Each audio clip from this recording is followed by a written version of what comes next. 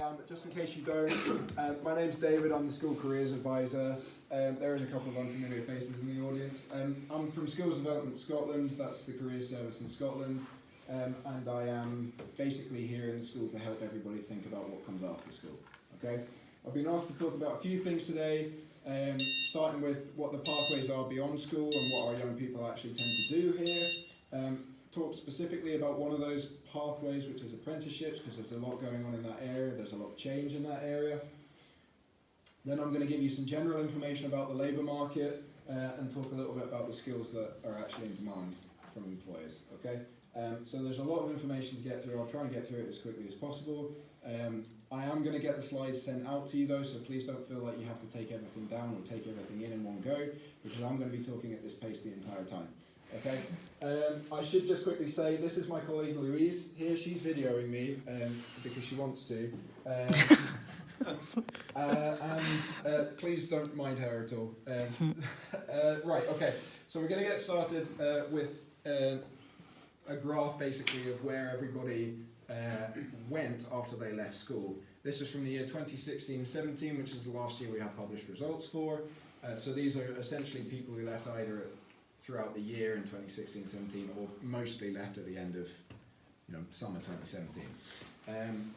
We've got Scotland in green, West Lothian in red and West Calder High School in blue. And the main difference really is that we, for some reason, seem to have slightly less people going into higher education and slightly more people going into employment. A couple of things to explain first of all. Employment includes apprenticeships, and higher education is not just university, it's everything at above higher level. So it's HNCs as well. HNCs, HNDs that you could do it at college. Okay? I think something to state outright here is that this doesn't mean that we're losing or that we're failing because our higher education numbers are lower. I think there is sometimes a tendency to look at university as the be-all and end-all, and it isn't. One thing I would want to point out is that somebody who leaves and goes into further education may be going on to a level 6 course. They may only be a year away from getting on to higher education. You know, they could go do level 6 in a subject, and do an HNC in that subject, and then go straight to university just with that HNC. Alright? An HNC normally takes a couple of hires to get directly onto, but it can lead you through to a university course. Or if you don't have the couple of hires, doing the previous level course at college, right? So our young people may just be making use of that pathway. We want them to know about that pathway, we want them to use that pathway. If they can get straight to higher education, great. But they may equally be choosing to go into employment, perhaps choosing to go through apprenticeships, which is another route to some of these qualifications. So this does not necessarily mean that we're losing or we're doing worse than other areas of Scotland. All right. One final thing to note is that although there's a lot of talk about youth unemployment, generally unemployment is quite low. All right. So I think there is a lot of fear over that, over leaving and having nothing. But for the vast majority of people who leave school, they do go into something. All right. One final point, 62% of the leavers were from S6, so that probably does skew things slightly to the higher education side of things. If this was level, that would probably be a little more level, because S4s who leave don't have any of the qualifications that they would need to go straight into higher education. Okay, let's move on. I'm going to talk to you as quickly as I can about the apprenticeship family, which is what we're calling these three things. It may be that you've not heard really of particularly this one, the graduate apprenticeships, but perhaps also the foundation apprenticeships, because they're both quite new. What we would think of as your sort of traditional craft apprenticeship, say, would probably sit within a modern apprenticeship these days. But it is far more than that, okay? There are over 80 different types of modern apprenticeship in all sorts of different subjects and, I suppose, jobs. The majority of which have nothing to do with construction, okay? The construction ones are obviously still there, that's a major pathway into that industry, but it is worth looking at the overall list of apprenticeships to see whether there's anything that's relevant to your subject, because it is a route to your qualification and a job. the reason modern apprenticeships and graduate apprenticeships exist within that employment statistic is because you are an employee of a company. You're not actually a student at an education establishment. You may go there for some of your learning, but you are a full-time employee of a company. They owe you all the same employment rights. They owe you your pay, for which there is a national minimum wage. And it's really important that our young people know all of this before they accept an apprenticeship, because we don't want them getting taken advantage of, all right? So if it is a genuine apprenticeship, they will get a recognised qualification.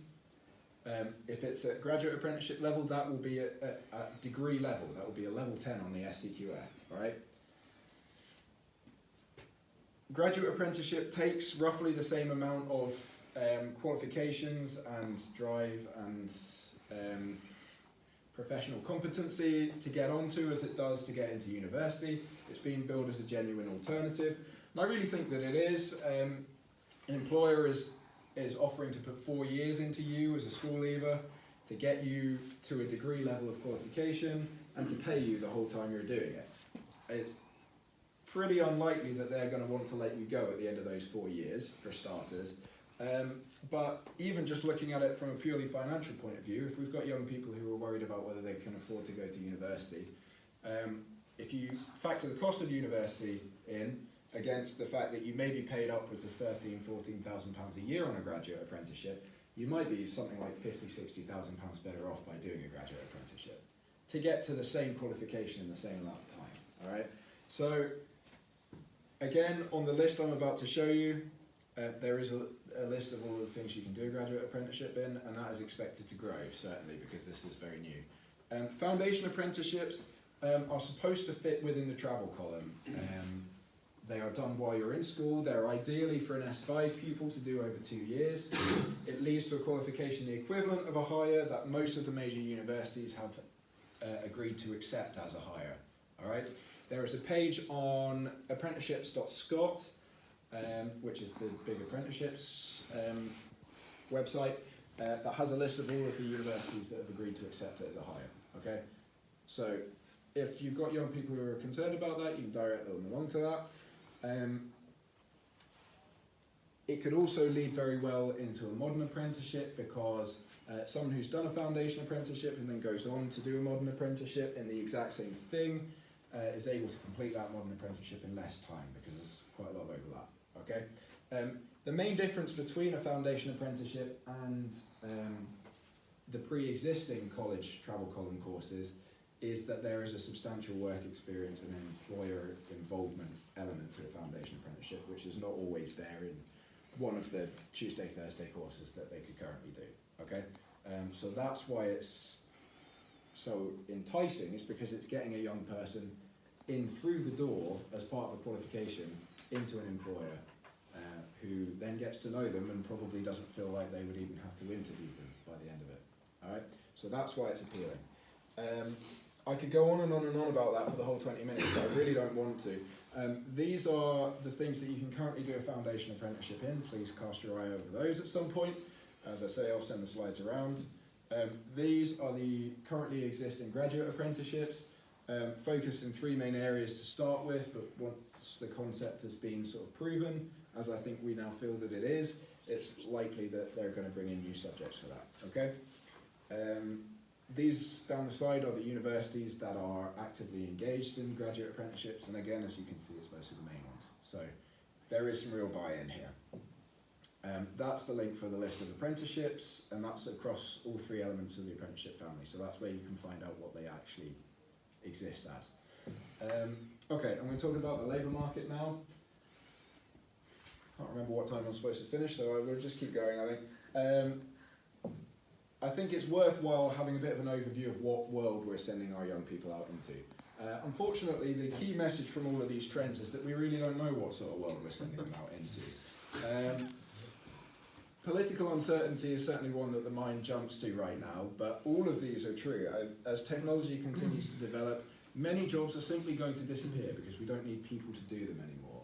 We can get a machine to do them. So one of the things we're really hoping to come out of today is that our young people will get to the point where they're thinking much more about the skills that they're learning at school and perhaps a little less about the specific jobs they're being prepared for, because those jobs could disappear in 15 years, but the skills they can take from job to job.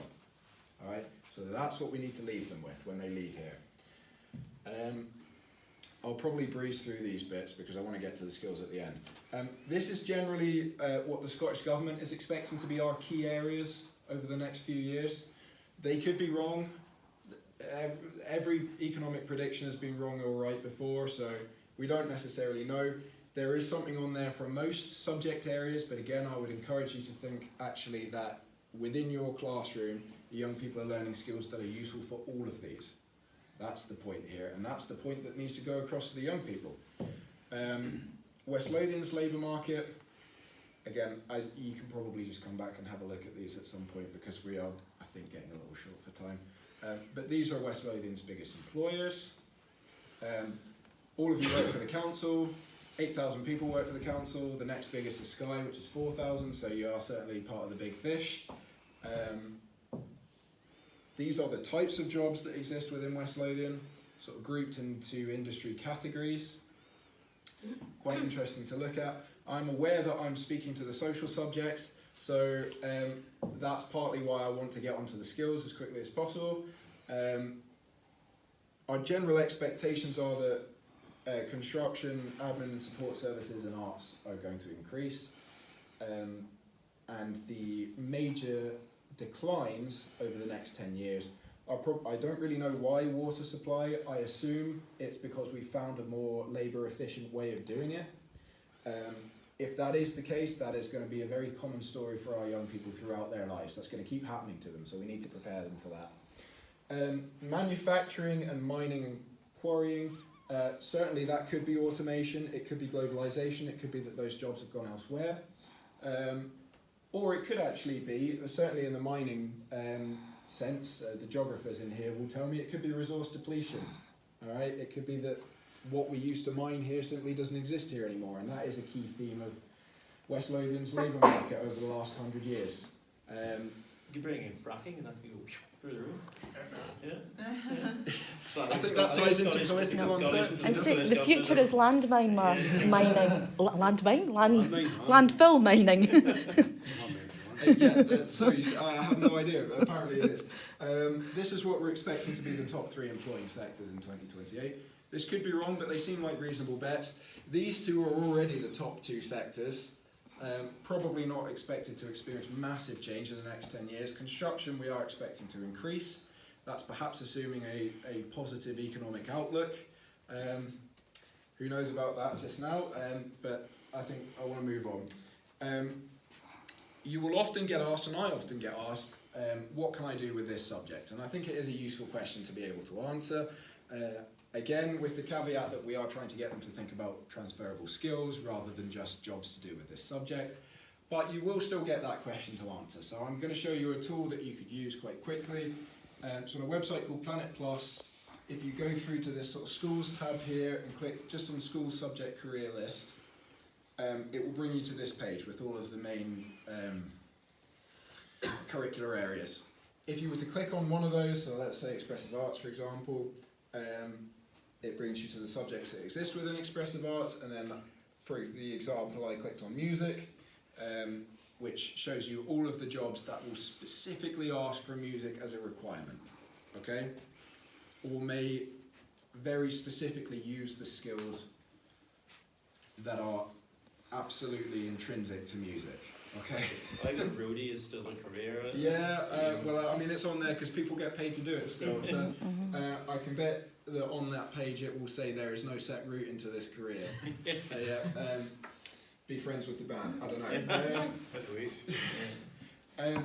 So if you are asked what can I do with geography, you can find geography and there will be some suggested career ideas there, okay? But by no means do I want to leave you with the message, or would I want you to leave the young people with the message that these are the only careers that music will be useful for. Alright, that's the point. It's about the skills. So, I think before I tell you what the skills that are in demand are, it is worth noting that on a recent survey by the British Chamber of Commerce, 45% of employers in Scotland reported having a difficulty filling a vacancy.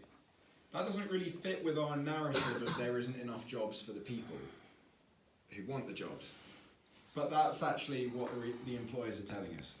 They have jobs that they can't fill because they can't find anybody with the skills or the qualifications that they need, or probably a combination of the skills and qualifications that they need. Actually, when you compare us on that to the rest of the UK, we look quite good, but 45% is still a big number.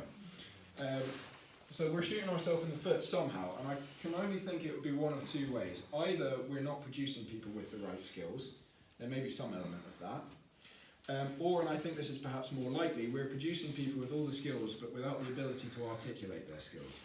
All right? And when you think about experiences you've had with young people, perhaps just in the last month, you'll probably all have an example of a time when they couldn't tell you what they were good at. And that's what we need them to be able to do, because that's, employers aren't going to go digging. Employers want to be told, what are you good at? So what are the skills we need to leave them with? Well, the University of Kent did quite a good piece of work. They came up with a top 10 list of skills. There's actually 11 there, but hey, these are what we. University skills? These are what the employers are saying that they want right now. And actually, I've put that next to the effective contributors section of the Curriculum for Excellence to illustrate that these are the same list. All right. What this says to me is that if we're doing Curriculum for Excellence, they're already getting these skills. So it probably is that they don't know how to talk about them. So that's maybe the gap, that they can't, for whatever reason, articulate their skills. And the point that Lisa made right at the very start of the day, about being very overt with the young people about what skills they're using in the classroom, and building in structures where the young people take notes of skills that they've used and can refer back to that when they are eventually coming to the point of making a CV or application. These are good things to be doing, I think. Right, let's go on to the final page. And again, Lisa did make reference to this. This is from Skills 4.0, the sort of new industrial revolution thing that came out just this year. These are what we're currently expecting, what we're currently predicting will be the skills that will take our young people through their careers, okay? And the reason we're saying it's these ones, innovation, thinking, and social skills, is because these are the things that's hardest to make a machine do, all right? So these are the things that will last for longest. We are so many years away from making a machine that can think and have empathy and that can talk to people in the same way that people can. So those jobs that really require those skills are going to last for longest. Yours, for example, is probably going to last for a long time. If it was as simple as showing them a video, like, you'd be gone already. It's not. University lectures or toast? Yeah. So these are the things that ideally our young people would leave school being able to do. And if we have them leave school in Essex with a good collection of these skills, they're likely to be quite employable up until 2070 or whenever it was I said. All right. So that's the target, I think. And that's basically me, and I think that's just as well because I'm out of time. So yeah, these were the closing questions. Have a think about it. I'm around in the school. I'm just through in the library. I'm here Tuesday, Wednesday, Thursday. If you want to